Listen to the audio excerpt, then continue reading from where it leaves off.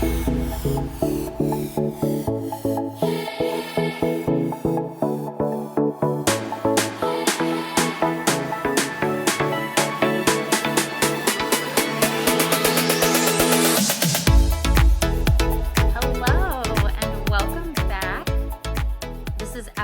2 of Poly plus Amor equals us, and we are so excited that you are joining us for episode 2. Woo! Here we go. This episode is part 2 of the story that we were telling last week, which is just the story of us, the story of the us in Poly plus Amor equals us. So yeah, part 2, we're going to continue where we left off. And yeah, that's kind of it. Enjoy. So it became this thing. Like, I really looked forward to Wednesday nights because I was going to see this guy, and I had a ton of guilt because I was like, deep down, I was like, what am I doing? What am I doing? I have Mike. And it's a great relationship. It's not like there's anything truly wrong with it. So like, why am I so excited to see this other guy? And why am I sort of pursuing this? And so I was still very confused. And yet it didn't feel wrong either. I mean, that's hard to explain. It felt wrong, but it didn't feel wrong. You know, it was like... You're having an internal battle. I really was. I was having this crazy internal battle, and I didn't know what to do. So I just kept going. And so after a fairly short time, I mean, really, I think it was only like a month, maybe a month and a half of this happening. Maybe like 2 months tops. I don't even think it was that long. Like, eventually, I kind of knew, like, deep down, I was like, something's got to give. Something's going to happen.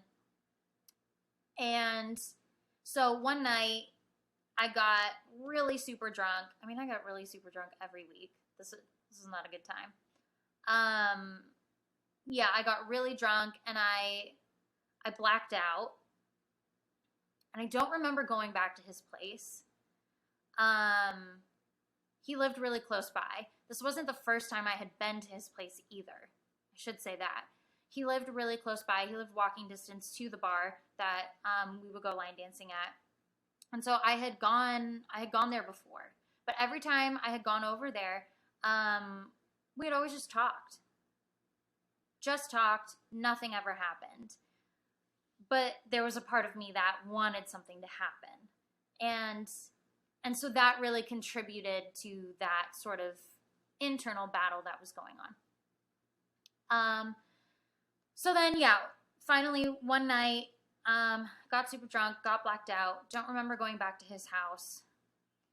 But I can remember being at his house and getting food because I was super drunk. And getting food. And then I don't remember deciding, like, okay, we're going to have sex now. But it happened. And so I slept with him. And the next day, and then I passed out. We both passed out. Like I said, I was super drunk. We passed out. And the next thing I know, I'm waking up and my alarm is going off because it's Thursday and I'm supposed to be going to work like most people. And I freak out and I turn my phone off. And then pass back out again because I'm like, oh my God, I'm super drunk.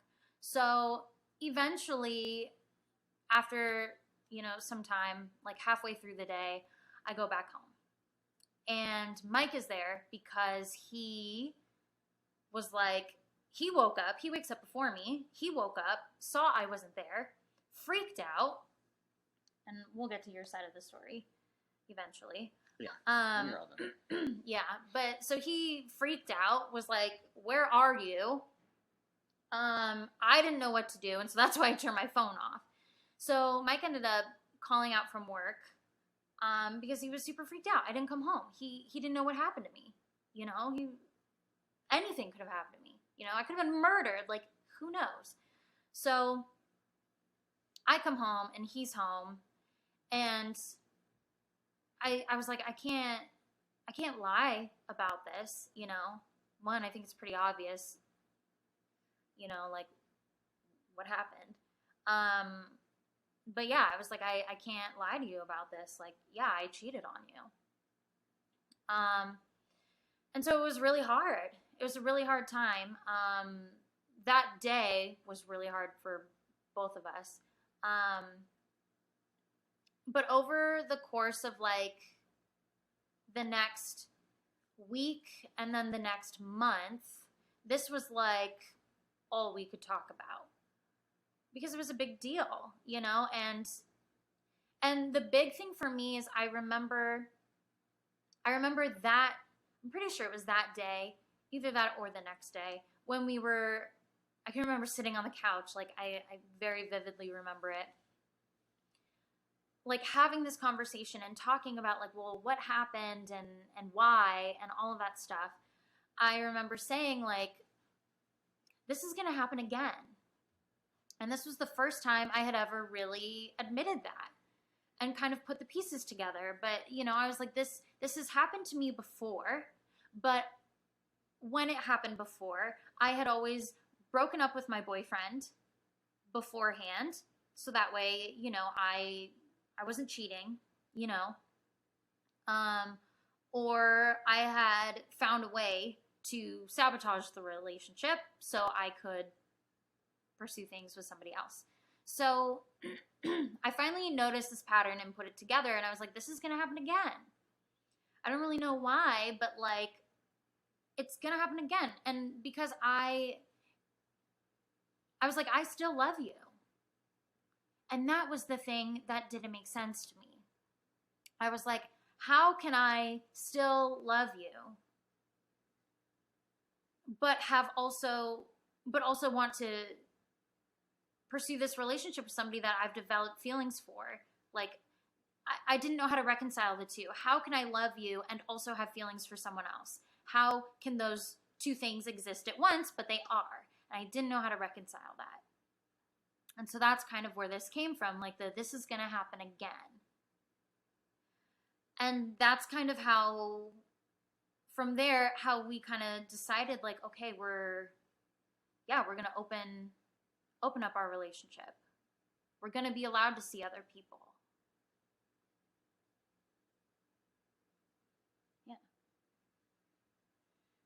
Yeah. Yeah, it's I guess I was learning the hard way.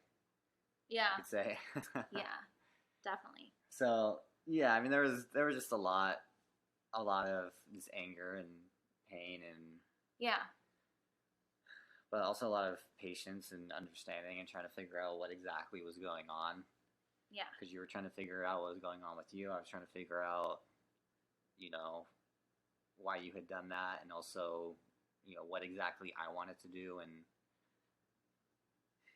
you know, I had to just figure out what I wanted, if I wanted to continue the relationship, and what I wanted out of it. Yeah. And so, you know, a lot of kind of big issues came up at that time. Yeah. And I mean, ultimately, for me, it was, you know, I don't want to get into like crazy amounts of detail about it, but yeah, I think we're gonna do that on another episode. Yeah, the end result for me was this. It was, so I didn't care all that much. And I wasn't, the real, like, the core of the pain wasn't in the fact that you'd slept with someone else. I was okay with that, actually. Which is, you know, a big reason of why I think I'm okay, you know, being in a polyamorous relationship. That's a big part of it. For me, it was all just the not being transparent from the beginning, not being open from the beginning. Yeah. Having to lie, you know, all the way up, even through that morning, after the night it happened, just having to lie through all of that. Yeah. And then, you know, there were other people, you know, our roommate at the time, you know, she kind of got pulled into it, and, you know, that was bad, and, you know, we both felt bad for her, and because she, you know, she she was an innocent victim essentially, and she shouldn't have been involved, but it Yeah. happened. And so there was just a lot of just pain and anger around the lying and the lack of Yeah. just communicating and being open from the beginning. Yeah. And so after the emotions had settled down and we were talking about what was going on, what was going on in Elisa, like why did she want to do this? Yeah. That's the conclusion that I came to. I was like, you know what, like if you're gonna keep doing this, I've actually been exposed to, I've read up on being in polyamorous relationships before. I've never actually tried it, but I've come across the idea of it, and I've always been okay with it. It was never been like a main focus of mine at the time in my life. I was very focused on my career when I had first read about this stuff, and so, yeah, I mean, I was open to the idea, and so I think we eventually got to the point where it's like, okay, like this is something we want to do, something you definitely want to do. It's something I want to do also and try out. I may not be as gung-ho about it as you are, but I still want to do it, and I still love you, and I still want us to be together, and I want us to be in a relationship. Yeah. But I'm totally okay with this as long as, we set some very clear rules, and as long as we're very open and transparent, and like when something happens, we immediately tell each other what is happening and what's going on. What are we thinking? What are we planning? What are our expectations? And so we can get more into the rules of like our relationship later on, but ultimately that was the conclusion. Yeah. I'm okay with us being in a polyamorous relationship and being intimate with other people, but it has to be 100% open and transparent. Yeah. So it was just a lot of bumps in the road along the way to get to that point. Yeah, it definitely, I mean, it took some time, and it's really interesting because now, having gone through this experience, I think, and for some people, yeah, maybe having their partner sleep with somebody else when it comes to cheating, maybe that is the most painful part. But yeah, it was the lying. The lying, to me, well, obviously for you, that was the most painful part, but like, to me, it seems like that would also be more painful than the actual, like, sexual experience, So, I don't know, I had never really thought of that until after this happened. Kind of gave me a different perspective on that. And because for me, too, it was also, the lying was the hardest part.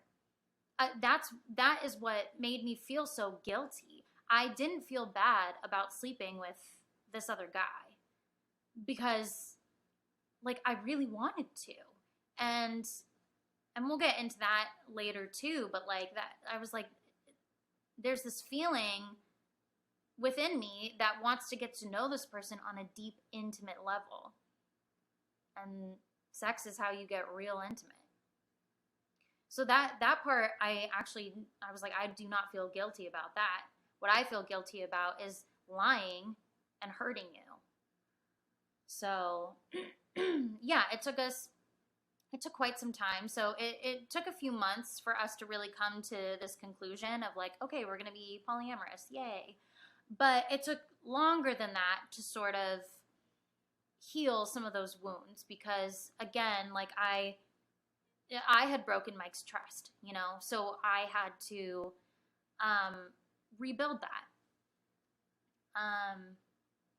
So even though this was in 2017, at the beginning of 2017, and then a whole year went by, and then we decided to get married. Yeah, it's like a year and a half. Yeah. Oh, excuse me. Well, a year went by and we decided to get married, but then we got married. We got married that summer. Like a year and a half, yeah. Yeah. Yeah. So a year and a half later, we got married. And even though we had decided to open our relationship and be able to see other people, it wasn't something we had done yet. Part of it was because, like, I was in school at the time, so I was focusing on a lot of other things. But so, yeah, we got married summer of 2018.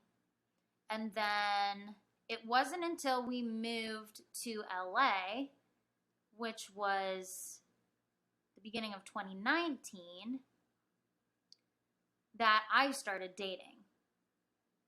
So from the time we decided we're going to open up our relationship to the time either one of us had actually started dating someone, 2 years went by. Yeah, and I was never focused on actually. Well, I was still. I guess I should say like I wasn't 100% on board with being polyamorous. I guess on my end, I was slowly just like committing to the relationship. I was slowly moving towards being polyamorous, but at the time, I was just so focused on career and just like I was kind of just stuck in the same mindset I had been in the past. I was just stuck. I was focused on my career. I was working. I don't know. I'd say like slightly above normal hours, and then doing some extra studying and reading on the side. So I was just so focused on that pursuing extra relationships just seemed like a lot of work, and it just wasn't a priority to me at the time. So I was slowly becoming more into being polyamorous. The more I shifted my priorities to actually wanting to focus more on relationships and just meeting new people, connecting with new people. Yeah. And also, furthering my connections with my friends and people I already know, because I felt like that had kind of, over time, I had just kind of slowly let that fall by the wayside, and I wasn't as focused or intentional about it as I regretted that. And so this all kind of came together, in that year to year and a half or so, after February 2017. Yeah. Through like middle of 2018. Yeah. So even though we we had talked about it, there was still some like growth that needed to happen. Yeah, it wasn't like an instant change. Yeah, exactly. So some growth and some things needed to happen first. So then 2 years later, 2019, that's when I started dating other people. And then by the end of 2019, it seems like, we haven't really talked about it, but it seems like once I started dating other people, it kind of became more like concrete that this could actually work. I don't know if you felt that way, but by like seeing me like dating, but also working, and like how like, and then our relationship still growing, like how it could all work together, because you were still a little hesitant. I was, the change for me was very gradual. Yeah. I knew I would wanted to do it, but like saying it and then actually living it, yeah, and like pursuing it are two entirely different things. Yeah. So for me, like going from like the theory to the practice, it was a very gradual change. But yeah, so seeing you do it, it went from like, just the talk and like the desire to actually doing it. Yeah. And that this has always been, well, since that realization in 2017, this has like been something that you had really want to do and focus on. So yeah, I think I guess you kind of you led the way, I guess, if you want to say, put it in those kind of words. But yeah, you led the way. Yeah. Like of being polyamorous.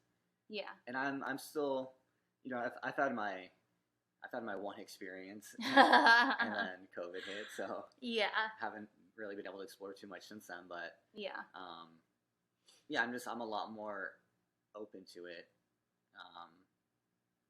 just in terms of just wanting to just be more social and meet more people. Like that for me, that's like the main push behind it all. Yeah.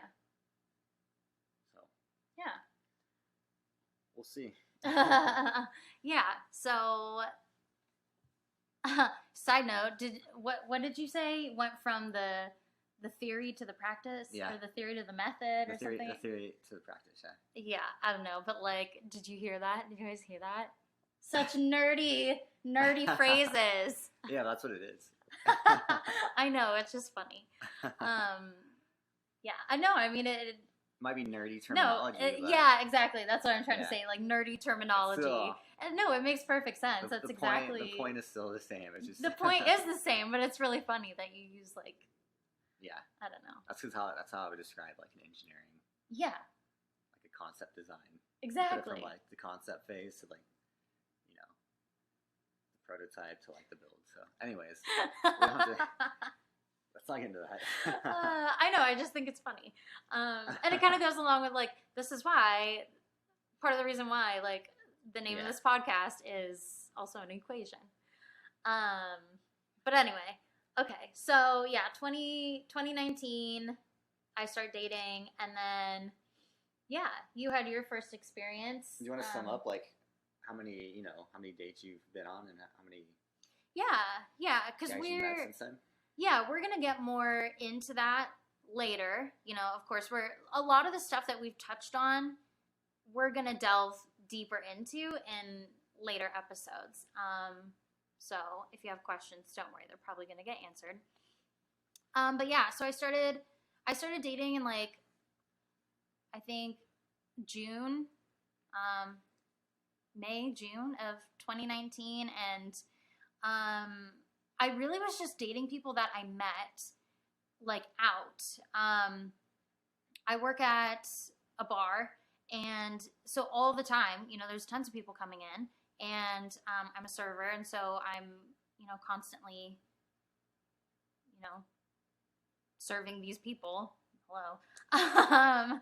But there's new people coming in all the time, and so that honestly, that's a lot of how I met people to go on dates, because they would just be in the bar hanging out with friends, and I would be their server, or maybe I wouldn't be, but they would just come up and start talking to me, and ask me out. And so that's really how I got most of my dates.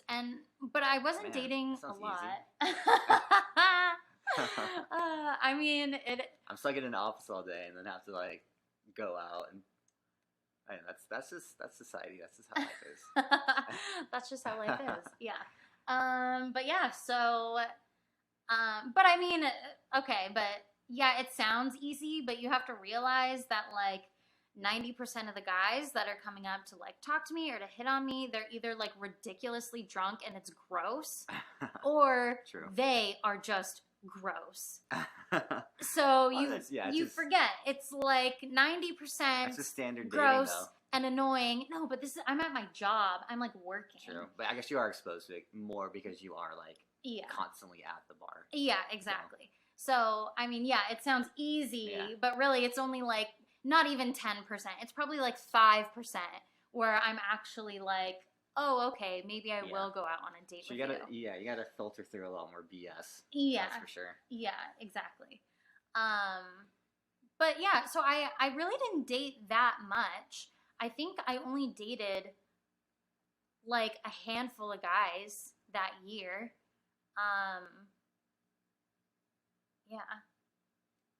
Yeah, it wasn't like it was a lot.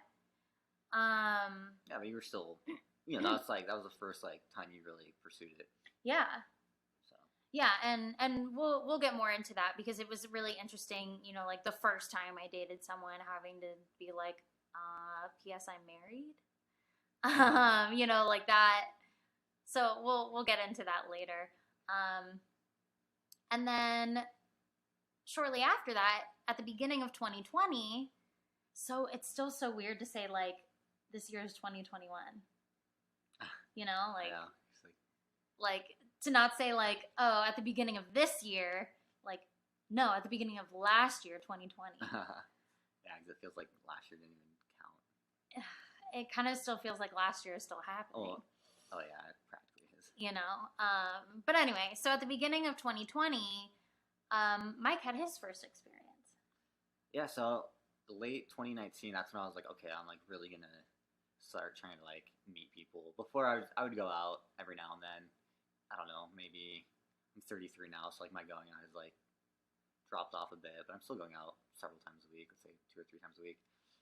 So I was going out maybe only once or twice a week at that point. And so, this was late 2019. I was going out 1 to 2 times a week and not really trying to meet people. I was just, out with friends, just trying to like enjoy myself in a very like casual, non-intentional kind of way. And so in October 2019 came, and I was like, okay, like I really want to like give this a shot.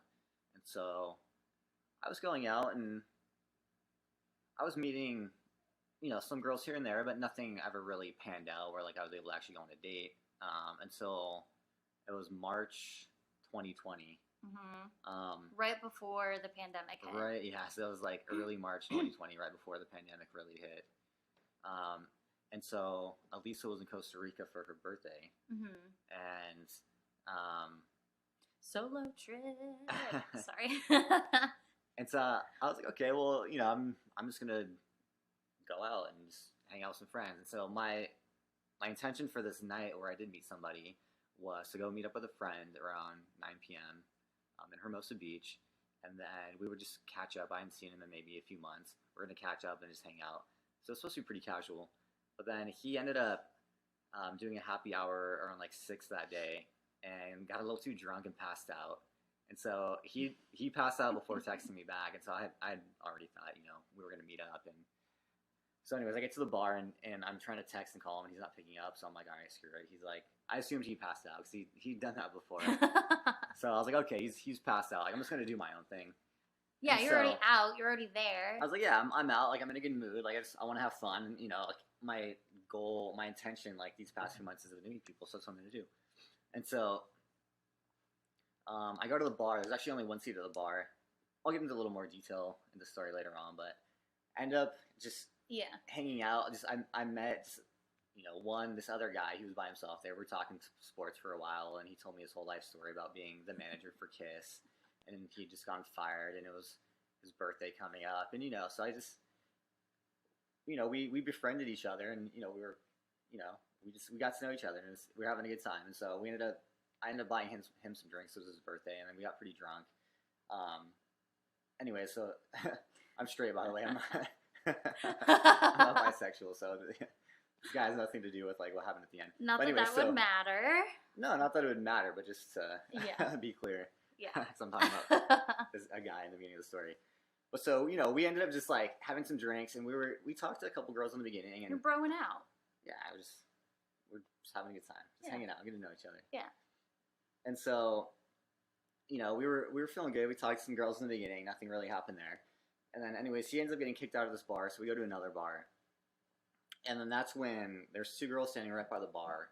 And so he talks to one of them, and I talk to the other one, and we just instantly hit it off. She's, she was older, so she by older I mean in her young 30s, so closer to my age.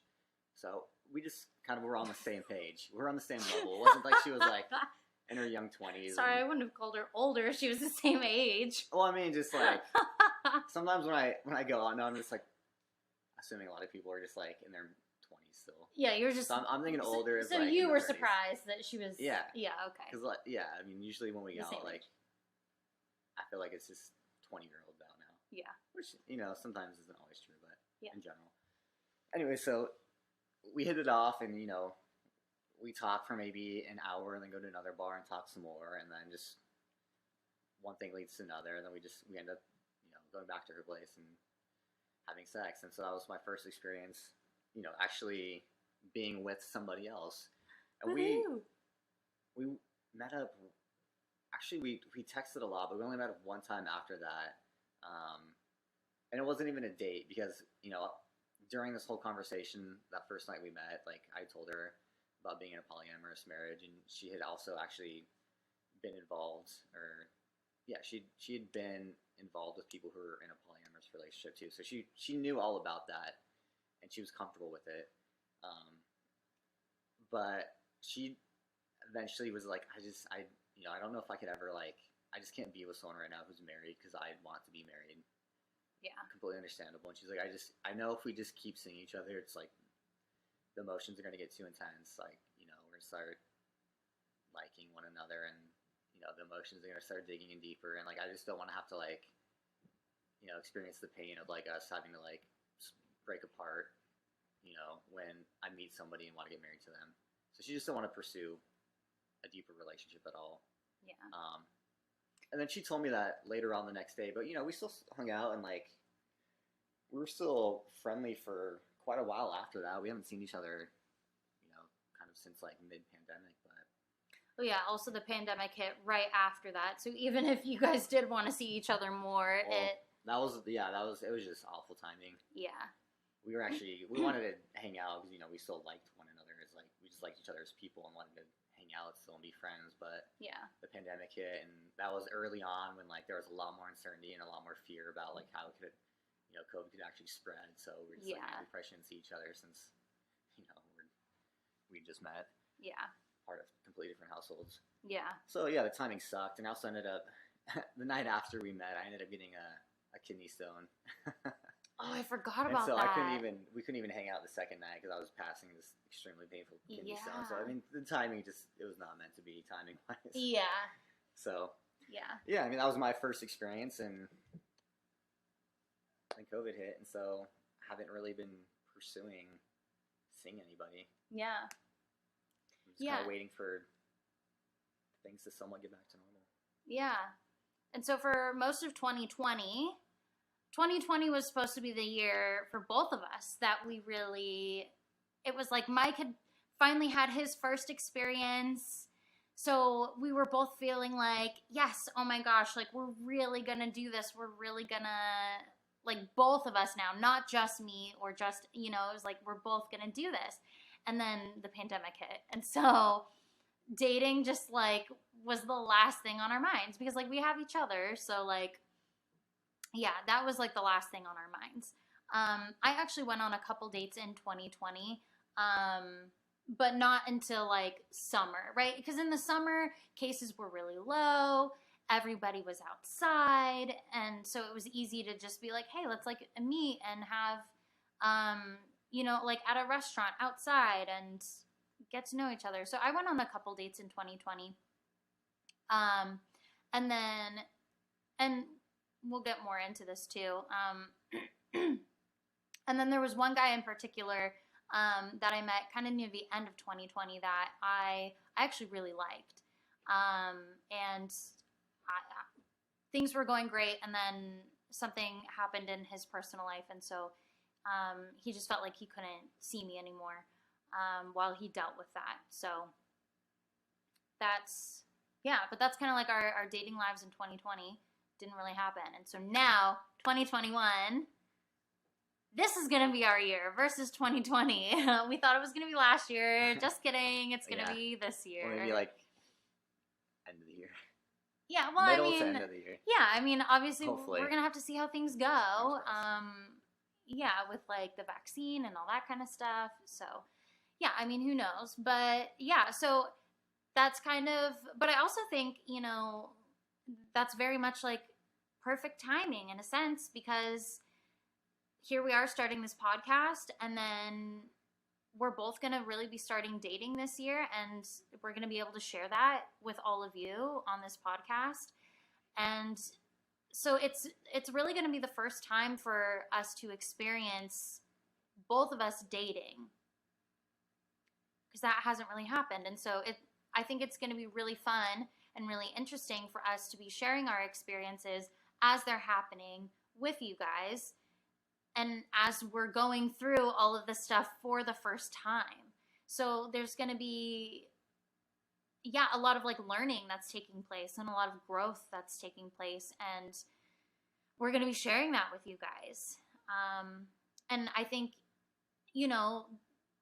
it all is perfect timing, because there's so much growth has happened for both of us in the last 5 years, almost 6 years now that we've been together, that there's no way we could have done a podcast like this a year ago or 2 years ago, because we wouldn't have been in the right place to really, like, sharing our experiences on a podcast is very vulnerable, and there's no way that we would have been able to do this before now. So I actually really think, the timing of all of this is kind of perfect.